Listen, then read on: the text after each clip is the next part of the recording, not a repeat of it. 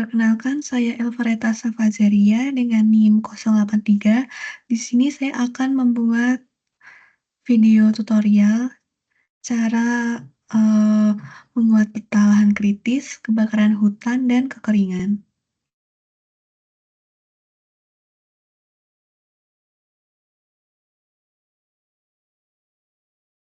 Di sini saya akan membuat peta lahan kritis dengan menggunakan FCD terlebih dahulu. Pertama kita bisa menambahkan citra dengan data. Di sini citra yang saya masukkan ada citra band 2 sampai band 7 dan band 10. Jika sudah dimasukkan, kita bisa melakukan pemotongan sesuai administrasi menggunakan extra by mask. Kita bisa memasukkan citra yang akan dipotong dan SHP administrasi. Di sini saya menggunakan SHP administrasi Padang, Kabupaten Padang Pariaman. Jika sudah dilakukan pemotongan menggunakan extra by mask, kita bisa melakukan koreksi radiometrik. Merupakan rumus koreksi radiometrik untuk B2 sampai B7, dan ini merupakan rumus untuk B10. Jika sudah dilakukan koreksi radiometrik, kita bisa membuat FCD. Jadi saya membuat FCD terlebih dahulu. Langkah pertama untuk buat FCD itu kita bisa membuat AVI terlebih dahulu dengan memasukkan rumus di raster kalkulator, lalu membuat AVI, kita bisa membuat BSI, lalu SI, TI, dan selanjutnya ada SSI. Untuk membuat SSI ini bisa gabungan antara TI dan SI menggunakan principal components.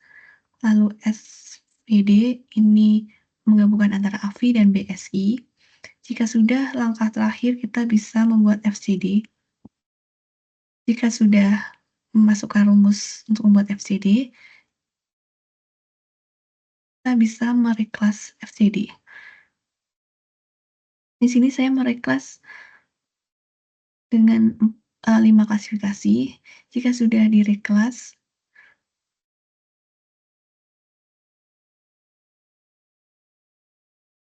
menghasilkan peta lahan kritis.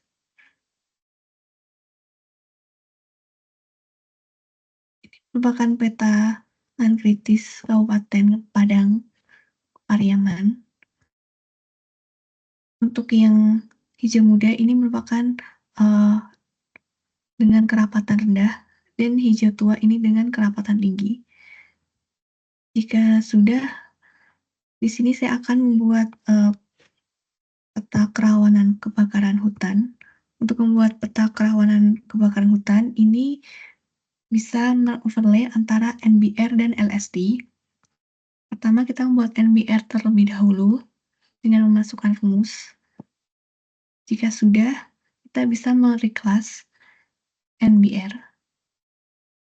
Di sini saya mereklas menjadi 7 klasifikasi. Jika sudah, kita bisa merubah data raster ke poligon agar bisa di-scoring. Karena untuk membuat overlay, kita harus men-scoring terlebih dahulu. Untuk membuat poligon, ini bisa ke raster to polygon. Jika sudah, kita bisa ke undissolve dengan menceklis grid kode.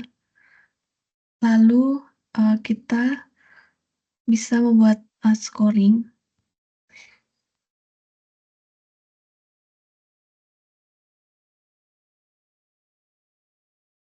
Men-scoring ini kita bisa menambahkan kolom terlebih dahulu untuk skor, bobot, dan total. Ini dengan add field. Untuk membuat total sendiri ini hasil total ini tuh perhitungan antara skor dikali bobot. Jika sudah dilakukan scoring, bisa merubah dari polygon ke raster untuk bisa di-overlay nantinya. Jika sudah, kita bisa membuat LST. LST ini untuk pertama kita harus, membuat BT terlebih dahulu,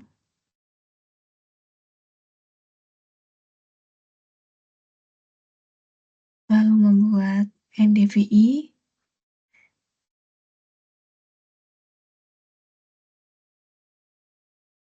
PV, lalu E atau emisivitas. Langkah terakhir bisa memasukkan rumus LST.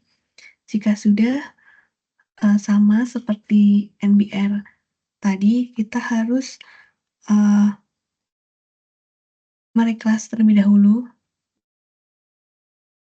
Di sini saya menjadi 7 klasifikasi juga, sama seperti NBR, lalu merubah ke polygon agar bisa di-scoring, lalu selanjutnya di-dissolve dengan mencek discrete kode,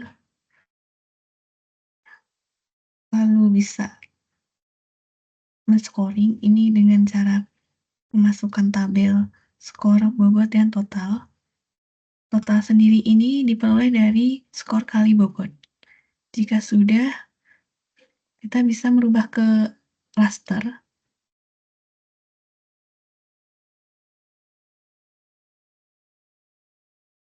Jika NBR dan LST sudah menjadi raster, kita bisa melakukan overlay dengan men-search weighted overlay. Di sini saya memasukkan influence-nya 50 dan 50. Jika sudah, klik OK. Nantinya akan menghasilkan peta potensi kebakaran hutan. Untuk warna merah, ini artinya memiliki potensi yang lebih tinggi dibandingkan yang warna hijau. Untuk terakhir, saya akan membuat peta kekeringan menggunakan NDDI dan TVI. Untuk membuat NDDI sendiri, pertama kita harus membuat NDVI terlebih dahulu dengan memasukkan rumusnya. Habis itu NDWI, lalu baru bisa membuat NDDI. Jika sudah, bisa mereclass. Di sini saya mereclass menjadi 5 klasifikasi dan hasilnya seperti ini. Hijau tua ini berarti memiliki potensi kekeringan yang rendah atau normal.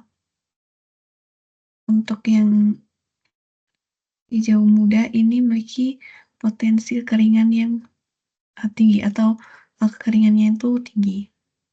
Lalu untuk membuat TVI,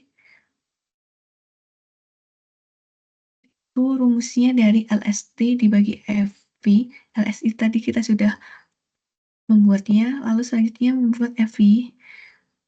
FV ini dengan memasukkan rumus FV, jika sudah bisa dilakukan membuat TVI. Lalu langkah selanjutnya adalah mereclass TVI. Di sini saya menggunakan 5 klasifikasi dan ini merupakan hasil dari reclass TVI. Untuk warna hijau tua ini kekeringannya tuh normal dan hijau muda ini kekeringannya tuh tinggi. Nah, sekian dari saya. Wassalamualaikum warahmatullahi wabarakatuh.